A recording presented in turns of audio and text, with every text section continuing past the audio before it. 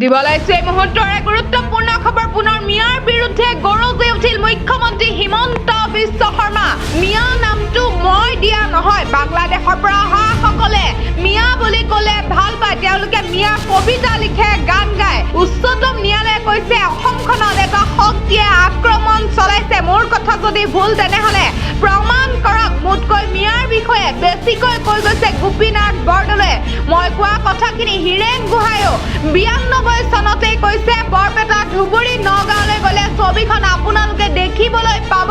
মিয়াসকল বাংলাদেশলৈ ঘূৰি গ'লে লেঠা খতম হ'ব। এই মুহূৰ্তৰ এক ডাঙৰ খবৰ জনাইছো এনভি লাইভ চাই থকা প্ৰতিগৰাকী দৰ্শকক পুনৰ মিয়াৰ বিৰুদ্ধে গৰজি উঠিছে মুখ্যমন্ত্ৰী হিমন্ত বিশ্ব শৰ্মা।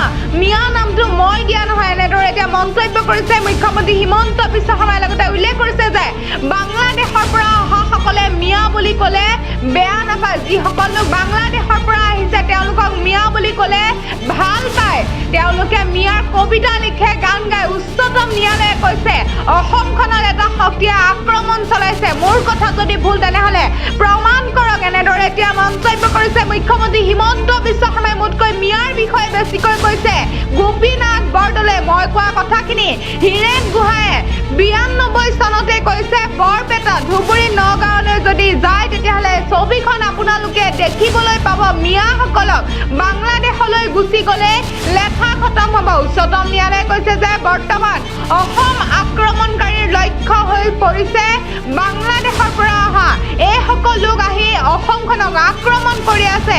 এয়া মই কোৱা কথা নহয়, এয়া উচ্চতম ন্যায়ালয়ে কৈছে অসমখনত এটা শক্তিয়ে আক্ৰমণ চলাইছে। এনেদৰে এতিয়া পুনৰ মিয়াৰ বিৰুদ্ধে গৰজি উঠিছে মুখ্যমন্ত্ৰী হিমন্ত বিশ্ব শৰ্মা। मैं अगर मियाँ मियाँ करो वो भी असामिया असामिया करे, आपत्ति क्या है? এইটো অগণতান্ত্ৰিক কেনেকে হ'ব? সুপ্ৰিম কোৰ্ট অফ ইণ্ডিয়াই কৈছে যে Assam is under the invasion, তাৰমানে বৰ্তমান অসম আক্ৰমণকাৰীৰ লক্ষ্য হৈ পৰিছে। আৰু সুপ্ৰিম কোৰ্টৰ জাজমেণ্টতে কৈছে যে বাংলাদেশৰ পৰা এই লোকসকলে আহি অসমখনক আক্ৰমণ কৰি আছে। এইটোতো মোৰ ভাষা নহয়, এইটো সুপ্ৰিম কোৰ্ট অফ ইণ্ডিয়াৰ ভাষা যে অসমত মিয়া ইমান সোমাইছে। তেওঁলোকে মুছলিম শব্দটো ব্যৱহাৰ কৰিছে সুপ্ৰিম কোৰ্টে। মই যিহেতু মুছলিম শব্দটো ব্যৱহাৰ কৰিলে অসমীয়া মুছলিমসকলৰ গাটো পৰে, সেইকাৰণে মই মুছলিম শব্দটো ব্যৱহাৰ কৰা নাই, মই মিয়াটো ব্যৱহাৰ কৰিছোঁ। কিন্তু সুপ্ৰিম কোৰ্টেতো ডাইৰেক্ট ডেটা দেখুৱাই দিছে যে ইমান মুছলিম বাঢ়িছে, ইমান পাৰ্চেণ্ট হ'ল। অসম এতিয়া ইনভেশ্যন হৈছে অসমৰ ওপৰত। এইবিলাক কথা মানুহে ভুলতে ভাবে যে এইবিলাক কথা হিমন্ত বিশ্ব শৰ্মাই কৈ আছে বুলি। মই যি কথা কৈছোঁ সুপ্ৰিম কোৰ্ট অফ ইণ্ডিয়াৰ জাজমেণ্টৰ ভিত্তিতহে কৈছোঁ। এটা শব্দও মোৰ নিজৰ নহয়। কোনোবাই ভাবিব পাৰে যে শব্দটো সুপ্ৰিম কোৰ্টে যেনিবা মুছলমান ব্যৱহাৰ কৰিছে, মই ৰাজনীতিত থকা ব্যক্তিৰ কাৰণে মই মিয়া ব্যৱহাৰ কৰিছোঁ, ইমানেই। এই কথাবিলাক মই কৈ থকা বস্তু নহয়। আজি বাংলাদেশৰ পৰা অসমত মিয়া অহা নাই নেকি? এইটো মই ভুল ক'ত ক'লোঁ? যদি মই ভুল কৈছোঁ মোক ভুল বুলি প্ৰমাণ কৰক।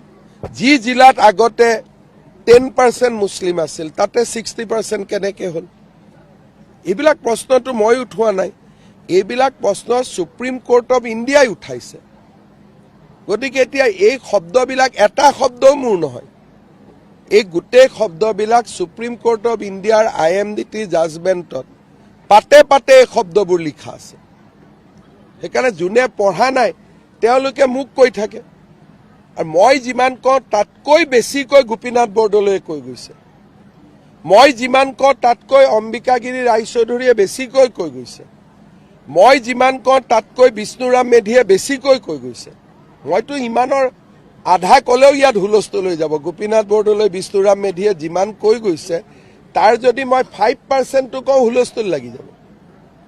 তেওঁলোকেতো 100 কৈ গৈছে, মইতো 5% কওঁ। গতিকে এতিয়া যদি গোপীনাথ বৰদলৈ ভুল, কংগ্ৰেছে ক'লে হ'ল যে তেওঁলোকৰ মুখ্যমন্ত্ৰীজন ভুল বুলি। গতিকে এইবিলাক যোনেই, আৰু মই কোৱা কথাখিনি হীৰেন গোহাঁইও 92 চনত কৈ গৈছে।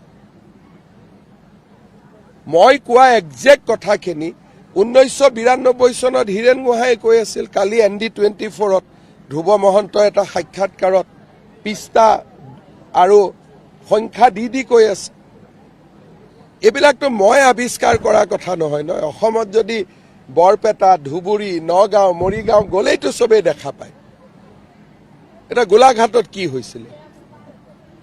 এতিয়া মোক বিশ্বজিৎ ফুকনে কৈ আছে, এভিকশ্যন নহ'লে 16,000 নাম সোমালেহেঁতেন এইবাৰ। এইবিলাকতো মই বনাই কোৱা কথা নহয়। মোক এটেক কৰি কি লাভ হ'ব? তেওঁলোকে কওক যে আমি বাংলাদেশত ঘূৰি যাম, লেঠা মৰি গ'ল।